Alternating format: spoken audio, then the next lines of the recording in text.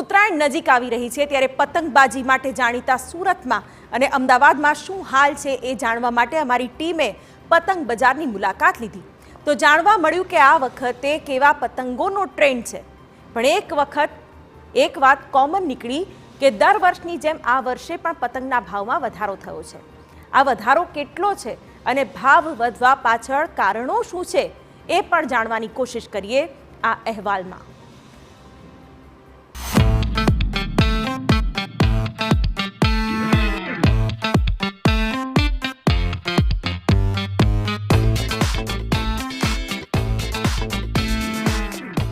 વાતાવરણમાં ભલે ઠંડક હોય પરંતુ પતંગ બજારમાં આજકાલ ગરમી છે। ચાંદેદાર આંખીઓ ચીલ ડિઝાઇનર ડેકોરેટિવ પતંગોની વણઝાર આવી ગઈ છે બજારમાં।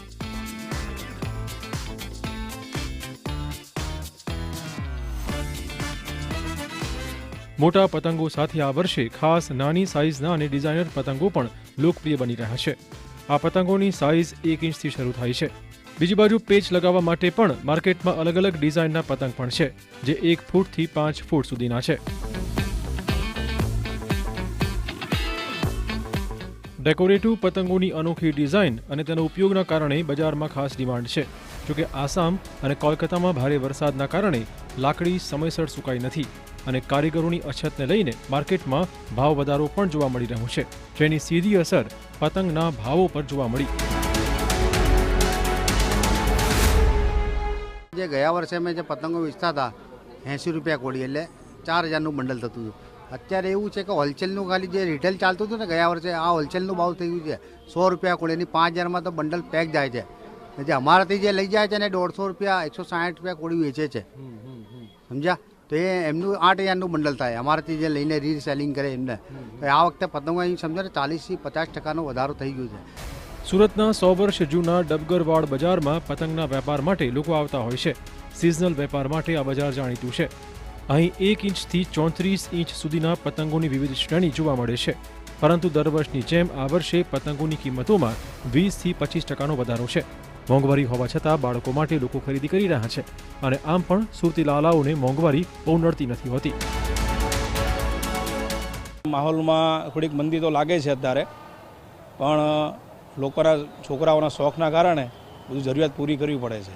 ગયા વર્ષ કરતાં 10-15% ભાવમાં વધારો થયો છે પણ લોકોના શોખ પ્રમાણે લોકો આવ્યા કરે છે। એમ ઘરાકી થાકતી નથી અને ઘરાકી ચાલુ રહે છે અને વિવિધ પ્રકારના દોરા આવે છે સાંકળાટના વર્ધમાનના અને પતંગો આવે છે ખંભાતથી આવે છે નડિયાદથી આવે છે પંજાબી આવે છે બધી પતંગો વેચાયા કરે છે રેગ્યુલર। ખેર કોઈને ભાવ વધારો નડે છે તો કોઈને લાગે છે કેટલો વધારો તો થાય પણ હકીકત શું છે તે જોઈએ। પતંગનો ભાવ વધારો ગયા વર્ષ કરતાં 20થી 25%નો વધારો। પતંગ બનાવવા માટે નથી મળતા કારીગરો। સ્ટોક ઓછો હોવાથી ભાવ વધારો।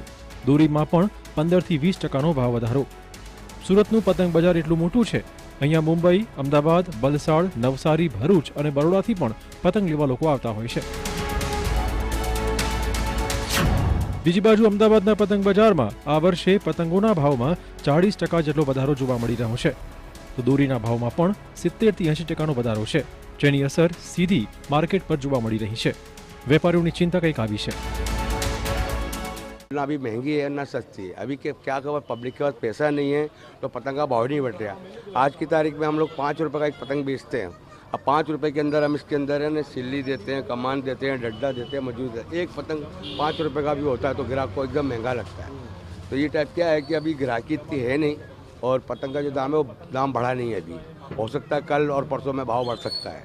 2 દિવસથી ગ્રાહકી ખુલી છે રિટેલમાં તો ગ્રાહક ગભરાવે છે કે આટલો બધો ફિરકીનો ભાવ ને આ વખતે બેન્ડ આવવાની તૈયારીમાં છે એટલે અમને તકલીફ પડી જાય કેમ કે હાથની ઘસાઈની દોરી વધારે ચાલે છે બરાબર છે। તેમને જે બેન્ડ કરવો હોય તો સિઝન પહેલાં કરવો જોઈએ। જે ગરીબ માણસ હોય ને જે હોલસેલ માટે લાડી ઉપર દુકાન ઉપર માલ ભરાયો હોય એને તકલીફ પડી જાય। જોકે સમય સાથે હવે ઉજવણીમાં બદલાવ આવ્યો છે। હવે ઉત્તરાયણની મજા 14 અને 15 તારીખ સુધી જ સીમિત થઈ ગઈ છે। આખા વર્ષ દરમિયાન પતંગો બનાવવાની કામગીરી ચાલતી હોય છે જે હવે અમુક મહિના જ ચલાવાય છે। જો કે પતંગોની સાથોસાથ દોરી પર પ્રતિબંધ મુદ્દે વેપારીઓ માને છે કે हम पतंग वाले पूरा जमालपुर में कोई ना कांच की डोरी इतनी रखते हैं और ना कोई चाइना मांझा रखते हैं, और ये गलत है। जिस आज हमारा बच्चा हो, तुम्हारा बच्चा हो, पंछी हो, हमारा पंछी, तुम्हारा पंछी, एक ही पंछी सब, उसके लिए घातक डोरी है, वो नहीं होना चाहिए। चाइना डोरी तो बिल्कुल नाम से ही नहीं होना चाहिए। ખેર વાત પતંગની જ કરીએ તો પતંગ રસિયાઓ માટે મોંઘવારી કે બીજી કોઈ વાત મહત્વની નથી, તેમના માટે તો પતંગ ચગાવવો અગત્યનું છે। ઉત્તરાયણ તો સારી રહેશે, ગમે તેટલી મોંઘી થાય, પબ્લિક તો ઉજવવાની જ છે મજા કરીને। સુરતથી બળદેવ સુથાર સાથે સચિન પાટીલ, TB9 અમદાવાદ।